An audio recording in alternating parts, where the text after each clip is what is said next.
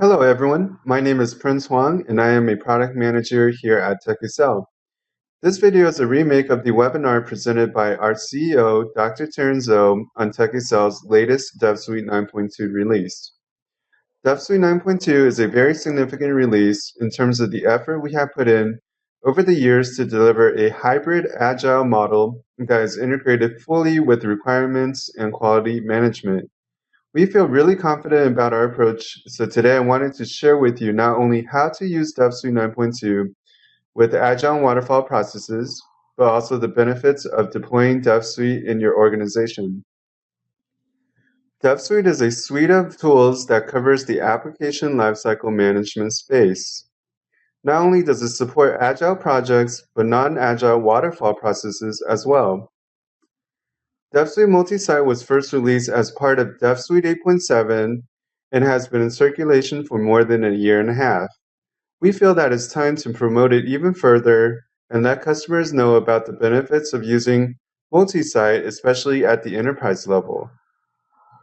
My DevSuite is DevSuite Simplified for iPad, Android, and other mobile devices, but can be used in a desktop environment as well. My DevSuite previously required a separate server installation, but now it has been streamlined so that as soon as DevSuite is installed, my DevSuite is readily available. IdeaBook is a brand new feature in 9.2, and it's a very unique feature in the ALM space. Its main purpose is to assist you with composing and publishing user guides, online help, and any other form of documentation. In a nutshell, IdealBook allows users to create and maintain documents in Word, but check into DevSuite, where a native converter will then transform the contents into Flash. The resulting Flash video can then be published and is viewable across any platform, such as modern tablets and smartphones. As a result, Word documents can be used to manage requirements more effectively because the native converter can analyze the contents of the document, be able to parse the document outline, and preserve the format so that the requirements and specifications can be automatically populated in DevSuite. DevSuite Multi-Site is aimed at providing users with two main goals in mind. Number one, to provide the fastest performance possible, and number two, the ability to synchronize work between multiple sites. The architecture is fairly simple. All you need to do is set up local database and document servers at each site, whether it's in a different country or even different sites within the States.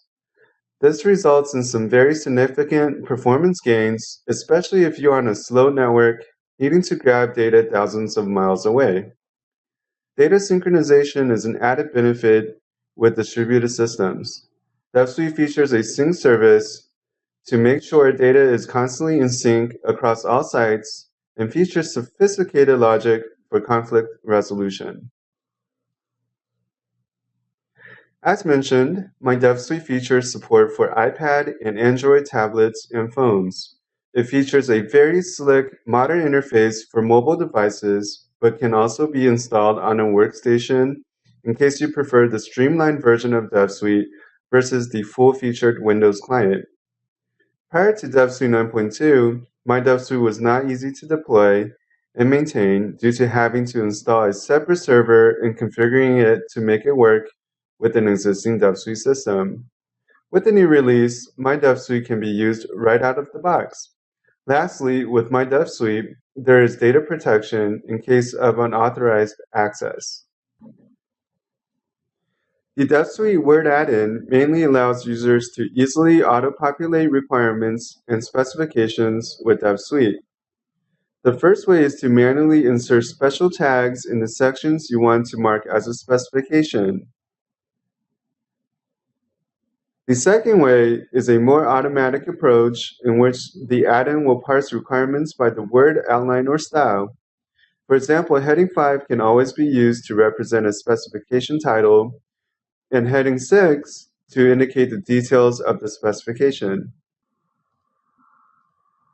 With DevSuite 9.2, we feel that it's finally at a point where it fully supports agile processes with requirements and quality management in mind. As agile becomes more and more popular, many are seeing the benefits, such as increased productivity and superior ROI. With DevSuite, Agile methodology is implemented at the development side of things. It contains sprints as well as a sprint backlog for implementing committed prioritized features. At the end of the sprint, there should always be a working deliverable.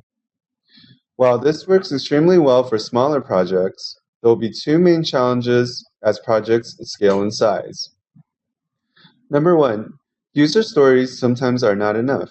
There may be requirements that link to each other, and modifying one certainly impacts another. What about features that are shared across components? Should we be creating a separate user story just for each? This is the first challenge, but the second challenge is quality assurance. It is often difficult to ensure that each deliverable is fully tested. What needs to be tested? Is there enough time for testing?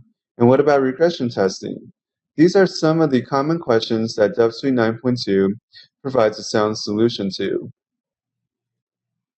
Firstly, for larger projects, we offer integration with our requirements management system, where requirements are formally managed. In other words, maintaining relationships, keeping track of different versions and changes. These requirements are then formulated into a product backlog and assigned out to the sprint backlogs. These same requirements can of course be used to create not only user stories, but also test cases. We also introduced a new feature called QA co-owner events to allow QA to easily test the stories as soon as they're implemented. It's essentially a sub-task for any given story or task to ensure that a story gets added to the test library if it's not already there, and to make sure it gets tested before claiming a story is complete. By doing this, the end result should be a fully tested working deliverable. The hybrid agile model starts off with requirements represented as epics or documents and can be broken down and quantified into specifications. These specifications can spawn child test cases and can be implemented inside a development space. Each specification is represented by a user story. For example, if a specification indicates that there will be a need for work in the web interface as well as the Windows interface, two user stories can be created. Each story contains tasks that need to be completed in order for the user story to be completed. In addition, QA co-owner test events can be created to make sure the stories are tested. These events can be either owned by a developer or a QA engineer. By enabling this module, we can ensure that our working deliverable at the end of the sprint has been properly tested.